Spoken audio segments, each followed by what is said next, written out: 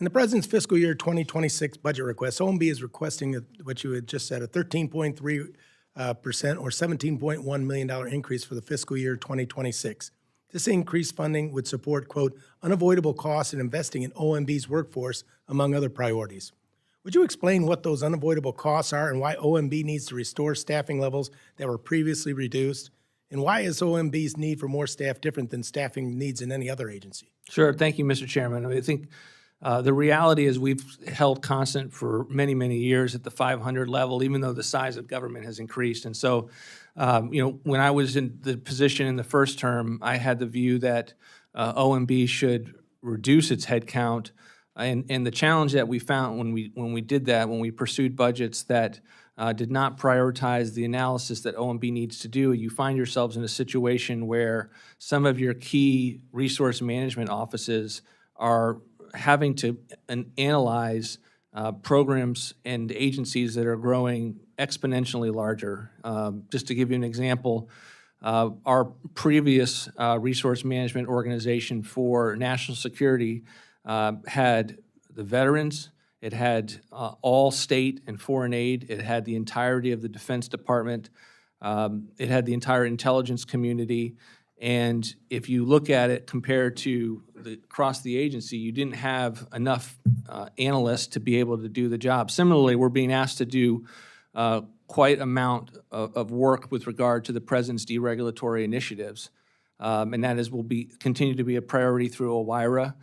That's one of the reasons we're going to need additional FTEs when it comes to being able to staff that up, not unlike what you would see with our increases for border security or USTR with the work that the President's doing to get more rational trade deals on the books. So in terms of unavoidable costs, just because you have the same amount of staff doesn't mean that you don't have things like tech support and the work that's required to keep all of our systems up and running.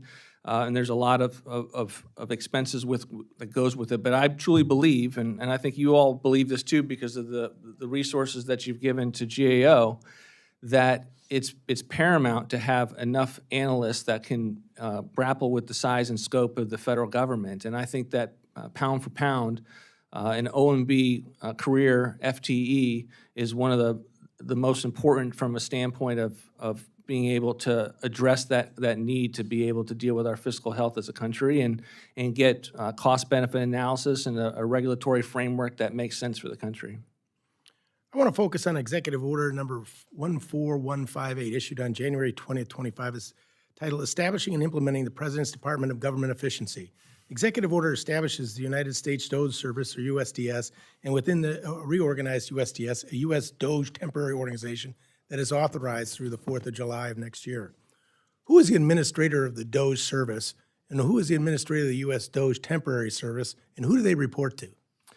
The U.S. DOGE service was the former USDS, U.S. Digital Service, that was housed within OMB. Along with that EO, it was moved out of OMB into the Executive Office of the President as a standalone office reporting to the Chief of Staff.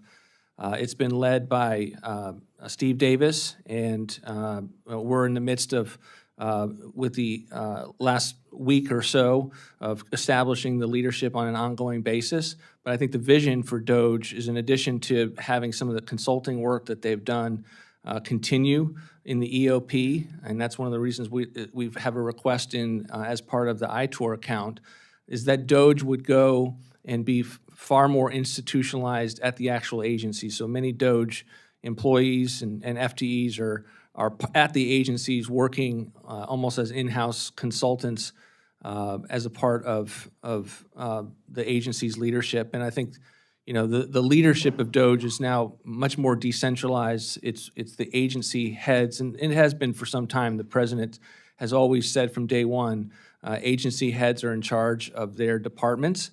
And they were benefiting from the consulting that DOGE was doing along the lines, and now that is much more pronounced. I appreciate that there are many jurisdictions involved in DOGE's work, but OMB is front and center here, including in the subsequent DOGE EOs responsible for reorganizing the federal workforce, including hiring practices, EO 14170, federal hiring, and EO 14210, the federal workforce. And so I realize that I'm about to run out of time, so you might talk about that on the second round. Chair now recognizes